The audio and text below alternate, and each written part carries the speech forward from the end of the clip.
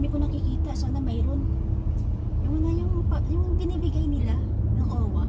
Sana mayroon, no? Meron yun. Paglapag mo sa airport, meron. Sana nga mayroon. Kunin mo, tapos pagbalik mo, meron pa rin yun. Kain mo dun sa airport, dun sa Pinas. Yan ang ginawa namin eh. Oo, may pagkain. Pagbalik mo, May libreng kain punta ka pa. dun sa OWA. Sa may bago ka mag-check-in. Oo, may pagkain daw doon. Kunin mo yung 500, kain ka Ay, muna. hindi na 500 ngayon. 950. Mataas na? 950 na. Kami 500 eh. Ako din yung dati. Ako hindi ako nakakuha. Kasi nga ang ano na ako, takbo-takbo na ako eh. Kaya Galit na ako. ginawa namin, no? Kumain muna kami. Ang haba kasi ng pila sa ano. Kasi yung una ko na ticket, oras lang ang pagitan.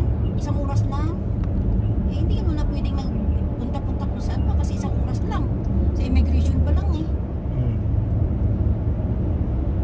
Eh ngayon 5 hours. Hindi makala. Nakalampas ka sa immigration, wala nang hassle.